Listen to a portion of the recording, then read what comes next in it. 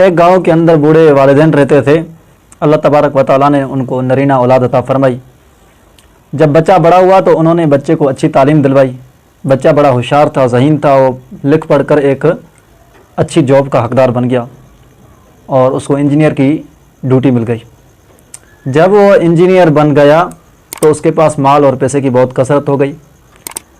انہوں نے اپنے لیے ایک شہر کے اندر اچھا سا گھر خرید لیا اور اپنے والدین کو لے کر شہر کے اندر شفٹ ہو گیا. اب اس کے بوڑھے والدین ماں باپ گاؤں کے رہنے والے تھے, ان کو شہر کی آب و ہوا اچھی نہیں لگ رہی تھی. انہوں نے اپنے بیٹے کو کہا کہ بیٹے ہمارے سارے رشتہ دار بھی گاؤں کے اندر ہیں, عزیز و اقارب بھی گاؤں میں ہیں, ہمیں شہر کی آب و ہوا اچھی نہیں لگ رہی, اسی لیے ہماری دل چاہتی ہے کہ ہم گاؤں کے اندر رہیں, تم شہر کے اندر اپنے لیے جگہ بنا لیے تو ٹھیک ہے, تم ادھر رہو, ہمارے پاس صرف ملنے کے لیے آتے رہنا, ہم گاؤں میں رہیں گے. چنانچہ ماں باپ دونوں گاؤں واپس آ گئے. یہ بچہ شہر کے اندر رہنے لگا. تو سال کے اندر یہ 2-3 مرتبہ اپنے والدین کے پاس آتا رہتا تھا. جب اس کی زندگی کا سیٹ اپ ہو گیا تو انہوں نے اپنے لیے فیصلہ کر لیا کہ میں اب شادی کر لوں. ایک اچھے گھرانے کی طرف انہوں نے اپنی نکاح کا پیغام بھیجا اور نکاح کا پیغام قبول کر لیا گیا. اس کی شادی بھی ہو گئی.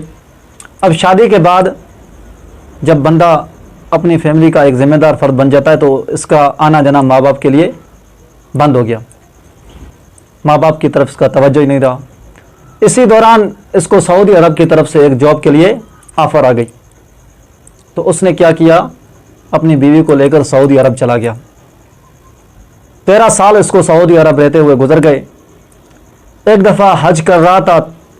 حج کرتے ہوئے کعبۃ اللہ کا غلاف کو پکڑ کر گڑ گڑا رہا تھا, رو رہا تھا, چیخ رہا تھا. وہاں سے ایک بزرگ کا گزر ہوا تو انہوں نے اس کی کیفیت کو دیکھ کر پوچھا کہ بیٹا بتاؤ تو صحیح, تیرے ساتھ کون سا ایسا معاملہ ہے کہ تو اتنا رو رہا ہے, چیخ رہا ہے.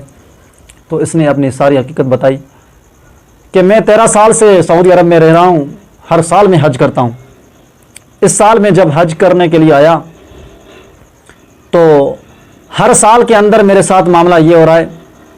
حج کرنے کے بعد ایک کہنے والا مجھے کہتا ہے کہ تیرا حج قبول نہیں. ایک غیبی آواز آ رہی ہے. تو میں پریشان ہوں کہ 13 سال تک میرا ایک بھی حج قبول نہیں ہوا, اس کی کیا وجہ ہے؟ ایسا کون سا مجھ سے گناہ سرزد ہوا ہے کہ میرا حج بھی قبول نہیں ہو رہا؟ آخر وجہ کون سی ہے؟ اس بزرگ کو نبض دیکھ کر پہچاننے کی علامات سمجھ جاتا تھا. اس نے کہہ دیا کہ بیٹا مجھے بتاؤ تو صحیح, تمہارے والدین زندہ ہیں؟ اس نے کہہ دیا کہ جی ہاں. بزرگ نے کہا کہ جاؤ ان کی خبر گیری کر لو. وہ کہاں ہیں؟ اس نے بتا دیا کہ فلاں جگہ ایک گاؤں میں رہتے ہیں.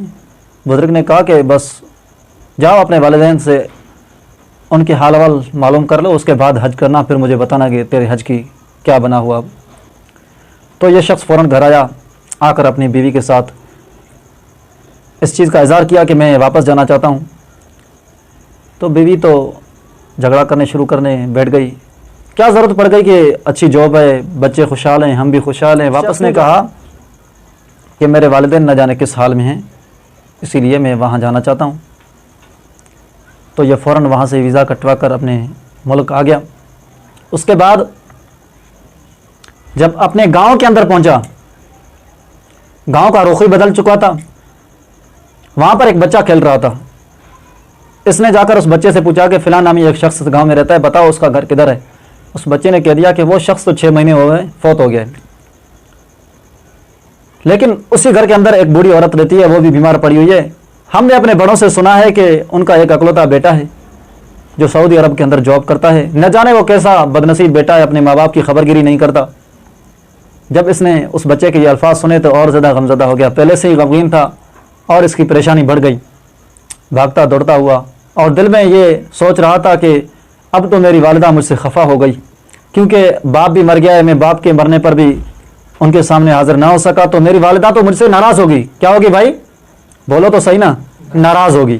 جب میری ماں ناراض ہوگی تو پھر وہ تو مجھے میرا منہ بھی دیکھنا گوارا نہیں کرے گی, اپنے گھر سے دھکے دے کر نکال دے گی. یہ سوچتا ہوا گھر کے اندر داخل ہو گیا. جب گھر کے اندر پہنچا دیکھا کہ میری ماں ایک چارپائی پر پڑی ہے, لیکن بالکل ہی بیماری کی وجہ سے کمزور ضعیف ہو چکی ہے. اس کے جسم کے اندر کوئی گوشت ہی باقی نہیں رہا, صرف ایک ڈھانچہ پڑی ہوئی ہے. جب اس نے گھر کے اندر جا کر ماں کی حالت دیکھی تو دیکھا میری ماں ہاتھ اٹھائے ہوئے کچھ الفاظ کہہ رہی ہے. قریب ہوا تو وہ الفاظ یہ تھے کہ اے اللہ میرا ایک ہی بیٹا ہے، 13 سال ہو گئے ہیں اس بیٹے کو مجھ سے جدائی ہوتے ہوئے، نہ جانے وہ کس حال میں ہوگا، اور میرا شوہر بھی وفات کر گیا، اب میں چاہتی ہوں کہ میرا وہ بیٹا ہی تو میرے پاس آ جائے، نہ جانے میرا کس دن موت ہو جائے، آخری وقت ہے، تو میرے کندھا دینے والا کوئی اور نہ ہو، میرا بیٹا تو موجود ہو۔ جب اس نے ایک الفاظ ماں نے اپنی زبان سے نکالا کہ اللہ میرا بیٹا حاضر ہو جائے، تو اس بیٹے نے کہا لبیک اماں جی میں حاضر ہو گیا ہوں۔ جب اس نے کہا کہ میں حاضر ہو گیا ہوں، ماں نے کہا بیٹا قریب تو ہو جا، میں تجھے دیکھ تو نہیں سکتی، میری آنکھوں کی بینائی چلی گئی ہے، لیکن کم سے کم میں تیرے چہرے کا بوسہ تو لے لوں۔ کتنی بڑی شفقت ہے ماں کی۔ بیٹا سمجھ رہا ہے کہ ماں مجھ سے خفا ہوگی، میرا چہرہ بھی نہیں دیکھے گی، لیکن ماں کی کیفیت یہ ہے، وہ کہتی ہے کہ بیٹا قریب تو ہو جا۔